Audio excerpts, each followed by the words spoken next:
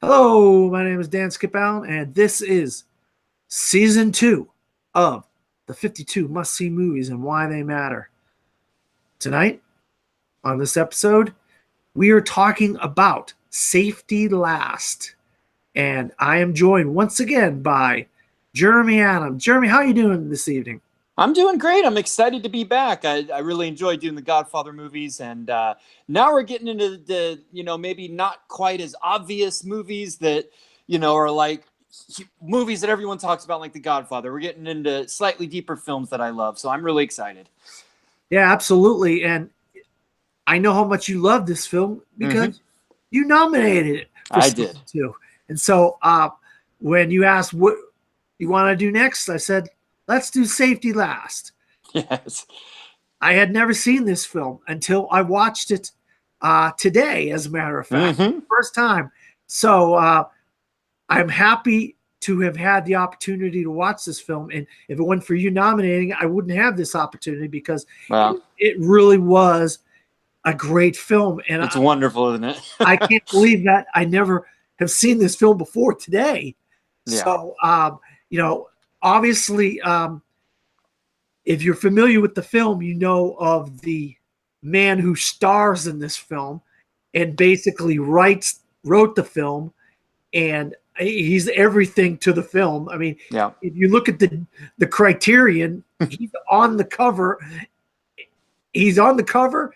His name's on the cover, and it tells you everything you need to know about this movie when you look at the Criterion box of the film. And it's like, oh, okay, now we're going to go there. And his name is Harold Loyd, and he plays Harold Loyd plays himself in the film, but it's a exaggerated version of himself. Most we know him as the boy.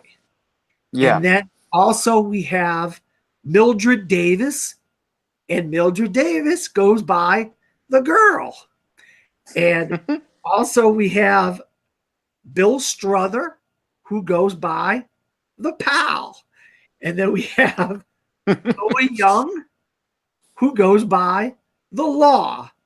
The law. The law. And we have Westcott B. Clark goes by the floor walker. So he's the only one that kind of has some semblance of, what he kind of does. He's the floor walker. These guys are the girl, the boy, the pal, the law. They keep it simple. Keep it simple. I mean, you talk about simple. Yeah. And this is directed by two people, Fred Neumeier and Sam Taylor. And Sam Taylor and Tim Whalen wrote it. All right, let's talk about the cast, talk about the director, talk about this kind of stuff. I'm like, this really gets me off. Like, wow, the boy, the girl, the pal, the law. That really got me interested right away. Yeah. If I could just talk a little about Harold Lloyd.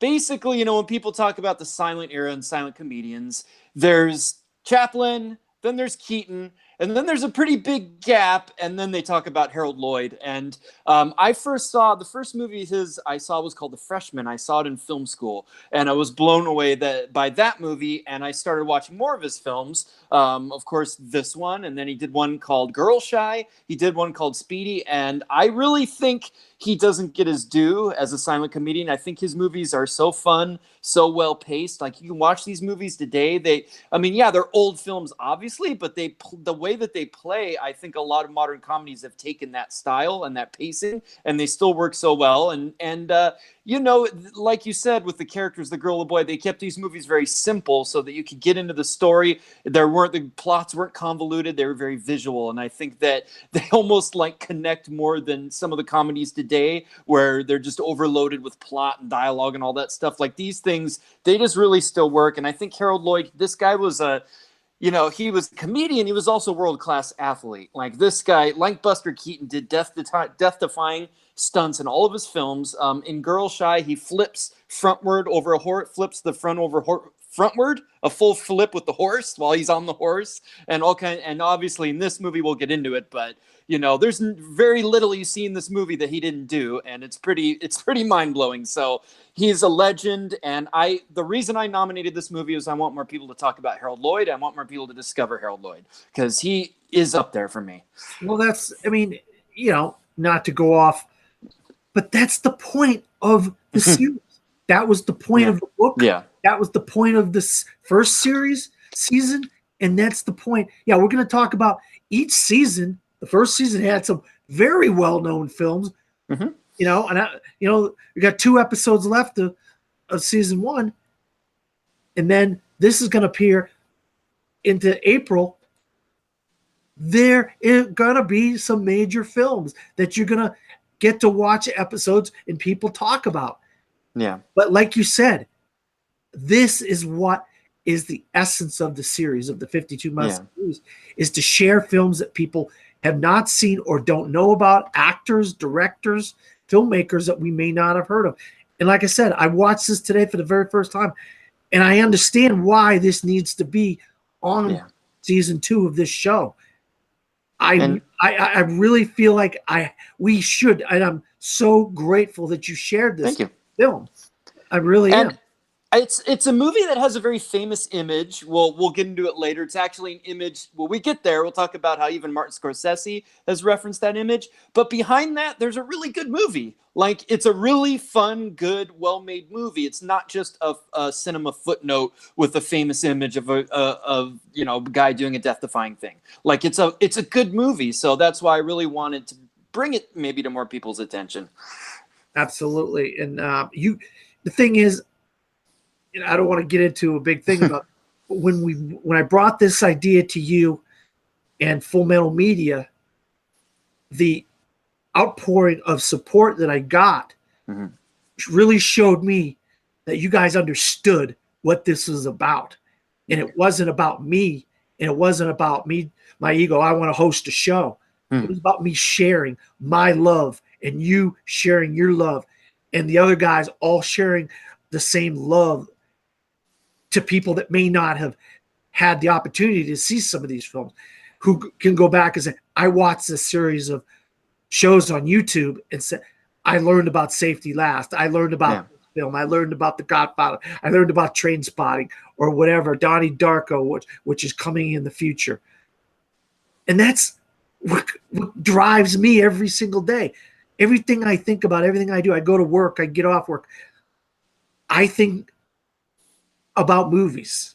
Obviously you got other things on your mind. You got a wife, a fiance, and I think about movies a lot too. It maybe gets me in hot water sometimes, but but I just want to say, like, this movie we're about to talk about is almost 100 years old. It's like 95 years old, but that doesn't, just because it's old doesn't mean you shouldn't watch it, and you can't. And when you do watch it, it doesn't have to be a chore. Like, this is, like I said, this is a fun movie. I didn't pick some German expressionist thinker. I picked a fun comedy that I think is still really fun. And I think, as someone who just watched it for the first time, you kind of get that. Like, just because a movie's old or from a different period or even maybe from a different country or whatever it is, it can still be something that you enjoy, and that and that's what I kind of want people to get. Like, open up your mind a little bit. If you love movies, open it up, and you're gonna find there's a lot of stuff out there that's really entertaining. Oh yeah, absolutely. And with that, we're gonna get into because this is a silent film. There's some things you got to read. And title cards. The first one is the most important, in my opinion, and so that's why I want to read it out aloud. The boy. He's from Great Bend, the sunrise, and he has a long, long journey. I just kind of encapsulated this paragraph into like 5 words. He basically tells his mother that he's got a girlfriend and he's going to leave and he's going to go to live with his girlfriend, and they're going to try to make a life for one another. And What do you? I mean, that's the beginning of the film. He Yeah. leaves his mother. And is there not that shot? Doesn't the shot where it looks like there's a noose? That he's a noose, and you think something is happening, like he's about to get hung, and then it pulls back. You realize it's the train station. Yeah, it's like great visual trickery of no, he's leaving. He has to go leave to try to make his life. So it's almost like it is maybe a sentence of a certain kind, but there's visual jokes like that throughout the movie that are just so clever. And then we're introduced to we don't. Obviously, we know him as the pal because we mentioned the pal, but his real name is Limpy Bill. Limpy Bill. It's so 20s. It's great. And talk about this one. One phonograph, one goes to the pawn shop. Mm-hmm. I mean, phonograph. They didn't even call them records yet. They called them phonographs. Yeah. And then he gets to where he's going. He meets, I'm like, oh my God, did I just see what I thought I said? A woman comes to the door.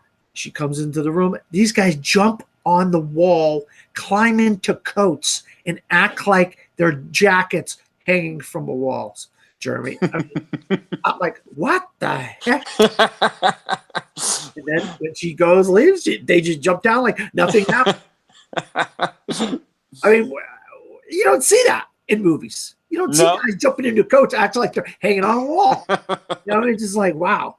That must have been really, that probably took a lot to think out that gag too. Like, how do they hang? How do they not fall? Like, there's so much thought that went in all these visual, they're just little throwaway gags, but they really had to work these things out. And then we got a letter from Harold with a pendant to Mildred. Mm-hmm.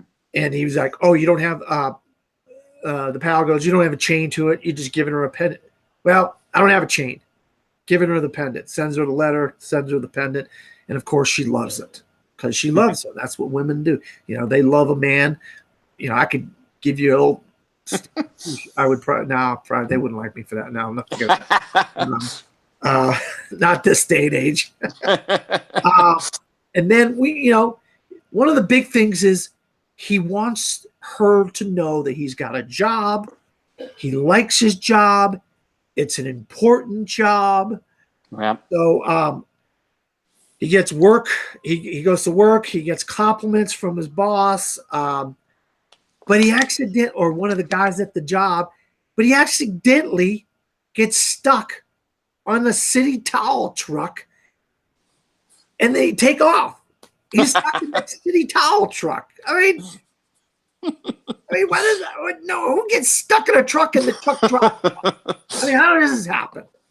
I mean, so many shenanigans. Only in a movie from 1923, Jeremy. Only in a movie. Yeah. Then he gets off the truck. He's like, "Oh crap! I gotta get back because I gotta be back to work in 10 minutes. So I'm gonna be late. I'm gonna get in trouble from work." So then he tries to get on the trolley. And the trolley, the trolley train is slam-packed full of people. You literally cannot get on. The guys are kicking him off because there's no more room on the trolley. So he falls off the train. Yeah. But then he finds a guy who has a car, and the guy wants to give him a ride. He gives him a ride in his car. All right. Then he lays on the ground and gets another ride from an ambulance because they take him. They think there's something wrong with him. They take him on an ambulance ride.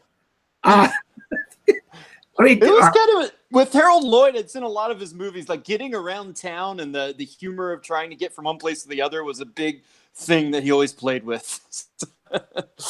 Then he has to get back into work. He finally gets back there, but he has to find a way to get into work. And we finally meet Mr. Stubbs, the floor walker, and he is not a very nice guy. He is he's the best in this film. And this is a DeVore department store that he works at, I believe. Yes, absolutely. I got right here on my notes. DeVore department store. So they're taking, like, one of the workers is taking these dummies with coats on them. And inside, he's like, all right, well, that's how I get inside. I'm going to pretend I'm going to be one of these dummies. And of course, the dummy's like super heavy. But he's got the lady puts the tag on. He gets into work. Then he starts, like, he sees a tray or a big box or something, and he sees it's moving along. Oh, I'm going to hide behind the box and crawl along. Well, the guy goes one direction, and he keeps crawling. So he's doing this crawl across the thing, and his boss is like, what are you doing? What are you doing? And then somehow or other, I don't know how this happened, but the floor walker ends up in the elevator, and he walks along, goes behind his car, starts going to work like nothing happened. I mean, how did the floor walker end up in the elevator? He jumps and somehow lands in the elevator as the elevator is going up. I'm like, wow, that's just crazy. So he's happy. He gets pay. The holidays are coming, and he gets some pay. And then he ends up having to work late because a lady can't make up her mind what she wants. He's got all his shelves stocked nicely. Everything's in its place. And this lady's, well, I want that fabric. Oh, I want that fabric. No, I want that. So he's got the pile of fabric all over there. And what she ends up doing, tell me what he ended up doing for this woman, Jeremy. Come on, you know this. Do you know? Yeah, I'm not. You forget? He ends up clipping a sample of one fabric after going through all of course. One clip of a piece of a fabric. I just want a sample, she said. And then he has to pile all the stuff back where it belonged. And he finally meets his pal outside who walked off, but he came back. His pal came back. All right, so then our buddy, his name is Jim Taylor. Mm-hmm. He's the law. Jim Taylor is the law. The law. The law. But his name is Jim Taylor. He says, they're just talking about the law. But I could push that guy over. I could kick him over, and I could get out of it. So what does he do? He pushes him. He falls down. The law gets up. He is not happy. He runs away. What's his face? Limpy Bill runs away. So we get this whole chase scene, and then somehow or other, Harold gets out of it, like he's not part of it. He doesn't blame him, even though he was on the ground and the guy falls over Harold. He blames Limpy Bill because Bill pushed him out. He wasn't getting out of this. Then Bill shows Harold what he can do, some of the tricks that he can, and he climbs a building, and he says, I can do this all day long. 12 floors. I can climb 12 floors, Jeremy. I wonder why you called 12 floors of a building. Well, I think it's something that they used to be what they would call them, like human spiders. People would climb up buildings,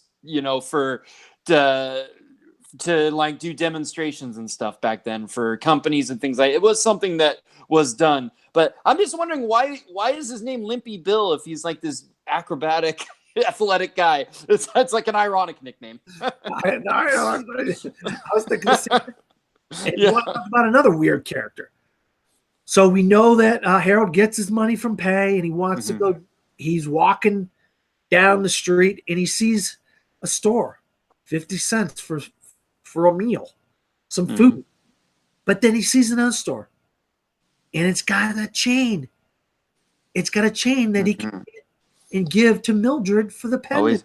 Setting everything up. Everything comes together. So he goes into the store to buy the pendant. And this guy, you see bad guys, they have these kind of things, people that do caricatures of bad guys and whatnot. Yeah. This guy does the very same thing that you see caricatures of bad guys doing all the time. Yep. He's a creepy store guy, and he's like doing it. He's doing it. Yeah, yeah. He's like rubbing it out, like, and he's a really weird looking dude. You know, it's silent comedy, so they have to visually do stuff. You know, they can't do it through dialogue, so they're visually telling you who all the characters are, and it's, you know, it's a comedy, so it's got to be big. So he buys the chain, and you see him take his money out of his pockets, and he's looking over at the food. And as he keeps looking back and forth with the money, giving him 10 cents, 50 cents, $1, whatever he's giving him, each part of the food keeps disappearing because that's what it costs. And the less money he has, the less he can afford. And finally he looks over and all the food is gone, which means he can't afford a hot meal, which he wanted a hot meal, Jeremy. Yep. You know what I mean? I've been there. I wanted a hot meal. I couldn't afford a hot meal. I think that's the thing with this movie is you know, this is about somebody who's trying to make ends meet, trying to get to a better place in life, and you can relate to that. Like there's something, even though it's a goofy comedy, there's something human about his struggle. I mean, there's really some really human stuff about. I mean, I could relate to this guy. I'm telling you, I could relate to this guy. Absolutely. In this movie. You know, I think he's like to me, is the most relatable of like Keaton and Chaplin, all those guys. Like he really is the everyman and certainly the every American, you know, whereas they had kind of more different characters. He's kind of more like us. So, you know, you do relate to him in these movies. That makes him work. Oh yeah, absolutely. So we're back at work. And this time work is crazy. It's the busy holidays, day. The busy shift. It is so busy. These women are they're fighting one another. They're so, I want that fabric. No, give it to me. And then he's like in the middle and he's all disheveled. He's got his clothes off. And then of course. It's like Black Friday now. Oh yeah, it is Black Friday. Exactly. It's Black Friday at the store. And who walks up to him and like, why don't you have your clothes on? Why aren't you wearing your jacket? Why aren't you present it? The floor walker. So what does he do? He goes to the boss and he reports him and says, hey, such and such is walking around without his clothes on. He doesn't have his jacket on. He doesn't have, you know, he looks all disheveled. So all right, I'll get him in here. I'll call him in here and I'll have a talk with him. The store manager does. So and then one lady has a shawl around her neck and she drops it and he picks it up, gives it to, wait, it's not the shawl, it's a cat. What the hell is the cat doing in the damn? Stray cats wandering in places. And then I'm like, a cat. I mean, it's a shawl and a cat. He grabbed the cat. This is a crazy scene for me. That whole store scene was just wild. And then the wife shows up, and then well, of course, he ends up going to the boss and the store manager, and the boss says, "Hey, man, you know, you need to put your clothes back on." And the guy takes his place. Another guy who's on a different counter takes his place, and he has to go in and talk to the boss. Then they come back. The floor walker comes back, and guess what? The same thing happened to that guy as happened to Harold. He got all crazy. They were ripping his clothes off. He's all disheveled and the whole nine. Yeah. Then his wife decides she's going to come down to the store. Not his wife, Mildred. It's his girlfriend, not his wife. Yeah. Mildred's his girlfriend. She comes to the store, and she gives him a kiss, and then he's doing things that she's like, wow, I love that you got this position and you're such a good guy. And he really impresses her, you know? And so there's a slip. All right. And the piece of paper, a slipper piece of paper that he could be fired, but he kind of doesn't tell her about the slip a piece of paper. Speaking of piece of paper, I just put my notes in the damn camera by accident. So that's going to be a gag. That'll be people be giving me crazy crap for. Yeah, you're getting in the spirit of the movie. You're just you're doing your old Harold Lloyd. So he lies to her. He lies to Mildred because she sees him coming out of the office, and it says store manager's office, and he lies to her, and he doesn't tell her that he's not the store manager. He kind of lets her believe that he's the store manager, and that's his office.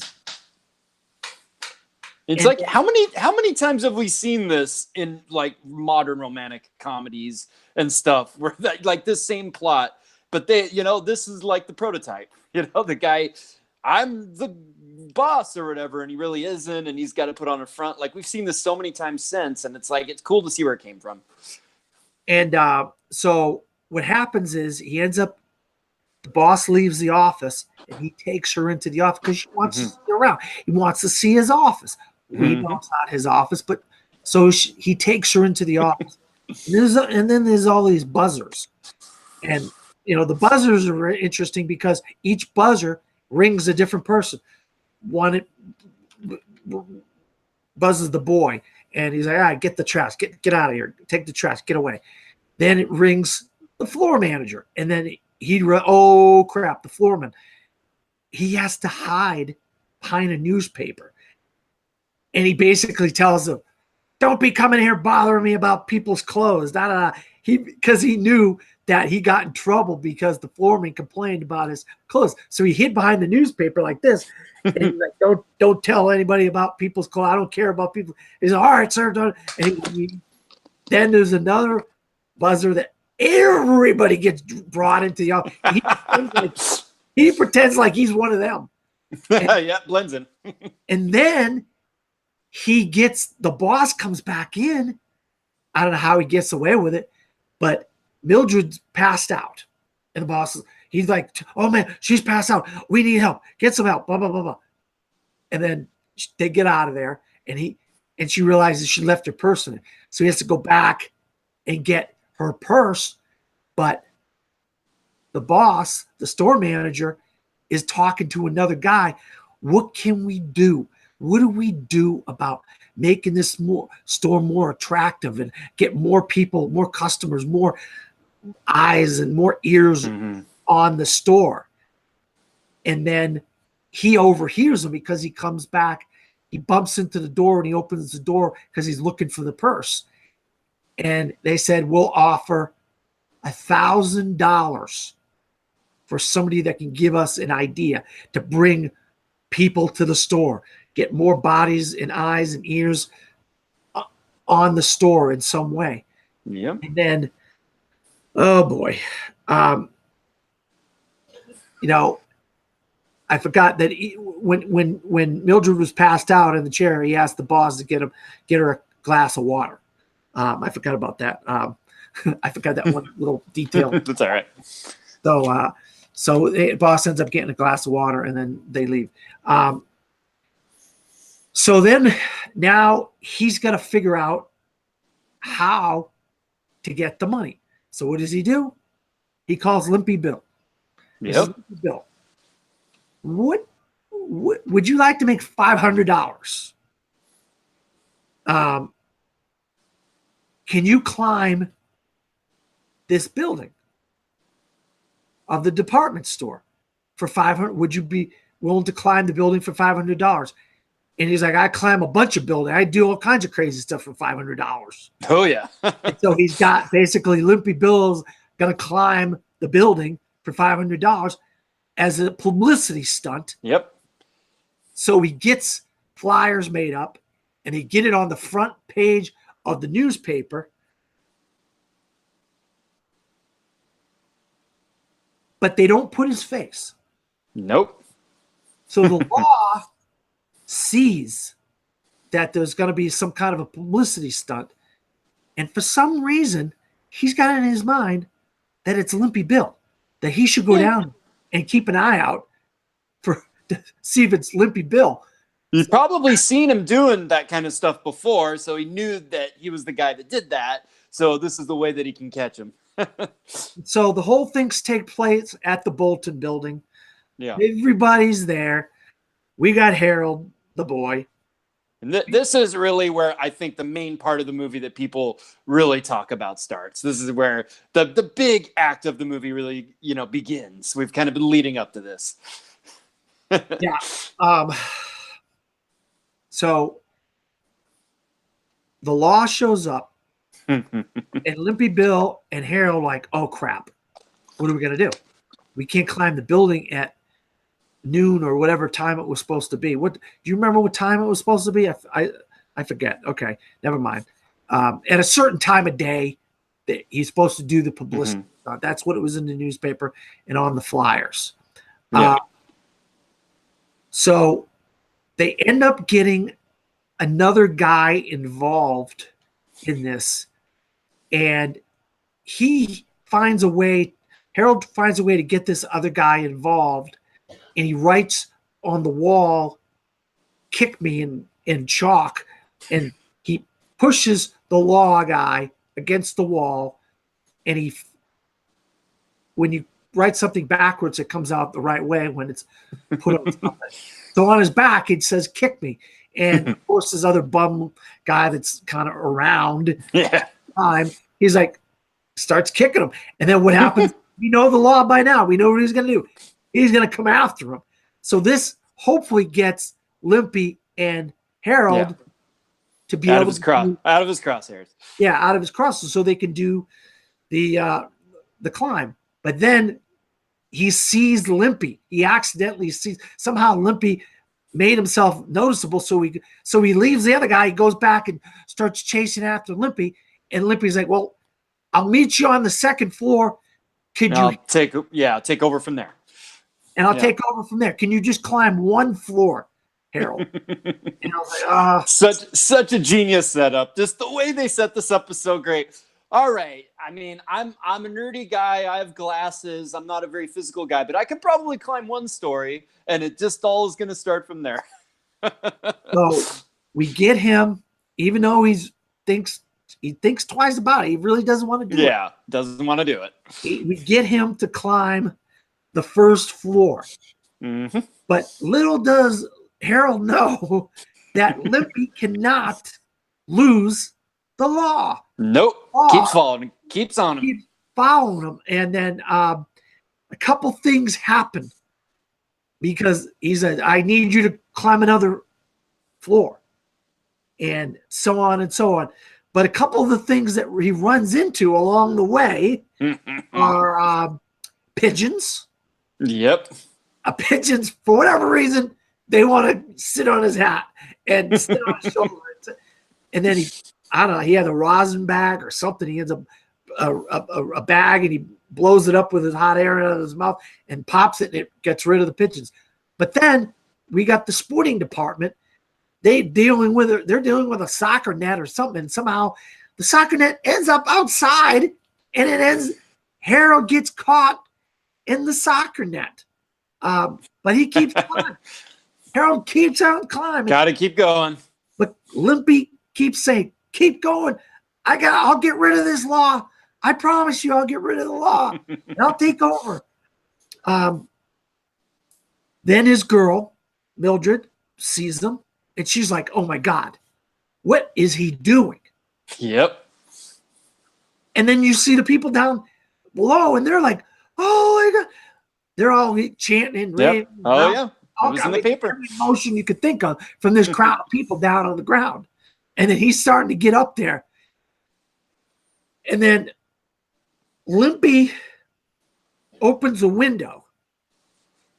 And Harold was about to climb in the window, and then he's on top of the window, and Limpy's on the bottom of the window, and he falls off the window and falls onto the clock. There it is. He falls on the clock, and you take it from there with the clock.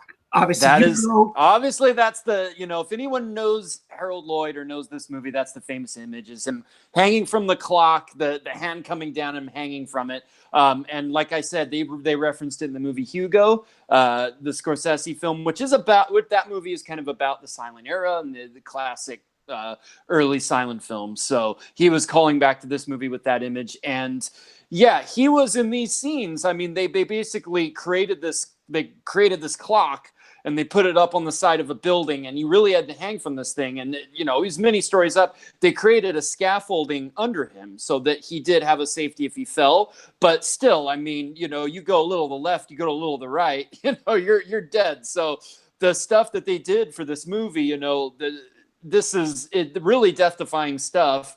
And it's amazing, you know. It's like, you know, you see this, you know, was inspiration for like Jackie Chan, for all these people, you know, looking back, like to do death-defying physical stuff and yet make it funny. That's the real art form. How do we do all these crazy things and have the audience not be cringing and going, oh my God, the audience is actually laughing. And like, even though this guy could die, we're laughing at it. And that's like the genius of Buster Keaton. That's the genius of Harold Lloyd. And this, you know, there's a reason it's an iconic image, because it's just so, it's amazing. And it's so, you know, the editing of this whole sequence is so perfect. You know, it's an escalation thing. Like, he's just going to go one story, and he's got to go another, and then stuff starts happening, and then more stuff happens, but you can't stop. And now they're all watching him, and you see this guy, you know, who's this mild-mannered guy, kind of, you know, grow courage in a certain way, and he's just got to keep going. And yeah, it's just so well edited, and it builds. This is like the key moment of it, and it's all building. And you know, just when you think, okay, there's no way, this is the peak of this movie. There's no way that. Yeah. What else? That's what not else even where it ends. Yeah. What else can happen in this film? We get a dog. We get a flagpole. We get Lippy saying, keep going. Keep going. I'll get there. We get a mouse in the pants. Jeremy, a mouse in the pants. It's everything they could think of. They threw it in there, but it all works, man. It just escalates and escalates, and it's all funny. I was like, what are they not? What have they not thought of in this? I mean, it was just like one thing after another. Then, of course, we get the man in the window, and the mouse falls on his head, and he takes his wig off. I love that guy. That guy's really funny. Then we get a gun. We get a gun. Yeah. I mean, oh Jesus. I mean, I'm just beside myself. I mean, when I'm watching, I mean, I just can't. I'm reading my notes and I'm thinking to myself, what this thing just doesn't stop. And then 95 years old, and here's Dan on the edge of his seat, going nuts, going, what's gonna happen next? 95-year-old movie. Yeah, and then we see Mildred. She's on top of the building, and we see Harold. At this point, he has climbed all the ways up to the top of the building. She's screaming, yelling. She cannot believe that he climbed all the ways up there. She runs up there. And what does he do? He hits his head on a weather vane. Yeah. And so he's all discombobulated. He's knocked out off the weather vane. He gets his leg caught in a rope because there's a rope hanging down. Limpy put a rope down for him to grab to try to help him pull himself in, and he gets caught on the rope, and he's literally dangling from the side of the building, almost falling off the building. You're like, oh my God.